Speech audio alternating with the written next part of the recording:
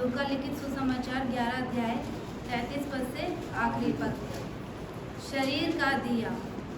कोई मनुष्य दिया जला के तलघर में या पैमाने के नीचे नहीं रखता, परंतु दीवट पर रखता है कि भीतर आने वाले उजियाला पाए।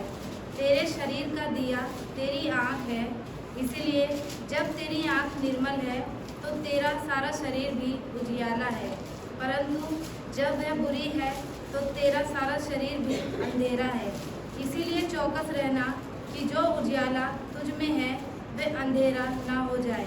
इसीलिए यदि तेरा सारा शरीर उजियाला हो और उसका कोई भाग अंधेरा ना रहे, तो सब का सब ऐसा उजियाला होगा जैसा उस समय होता है जब दिया अपनी चमक से तुझे उजाला देता है।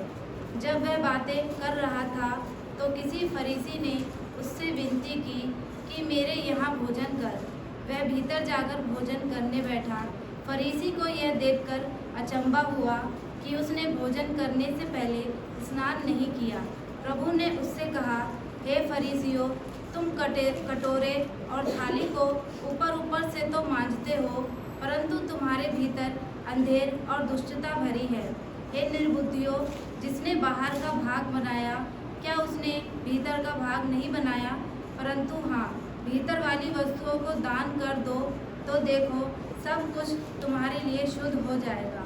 पर हे फरीसियों, तुम पर हाय, तुम पुदीने और सुदाब का और सब भांति के साग पात का 10वां अंश देते हो, परंतु न्याय को और परमेश्वर के प्रेम को टाल देते हो। चाहिए तो था कि इन्हें भी करते रहते और उन्हें भी ना छोड़ते।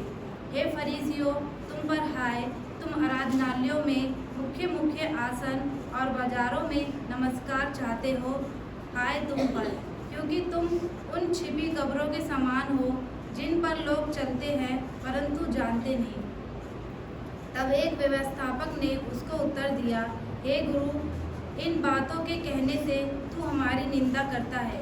उसने कहा, हे व्यवस्थापकों, तुम पर भी हाय, तुम ऐसे बोझ जिनको उठाना कठिन है मनुष्य पर लादते हो, परंतु आप उन बोझों को अपनी एक उंगली से भी नहीं छूते। तो हाय तुम पर, तुम उन भविष्यवक्ताओं की कब्रें बनाते हो जिन्हें तुम्हारे ही बाप दादों ने मार डाला था। अतः तुम गवाह हो और अपने बाप दादों के कामों से सहमत हो, क्योंकि उन्होंने उन्हें मार डाला और तुम उनकी कब्रें बनाते हो।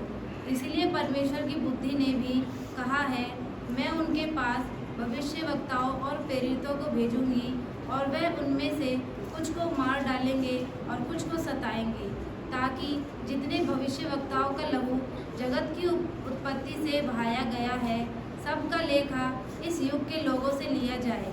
हाबिल की हत्या से लेकर जकरिया की हत्या तक, जो वेदी और मंदिर के बीच में घात किया गया, मैं तुमसे सच कहता हूँ कि इन सब का लेखा इसी समय के लोगों से लिया जाएगा।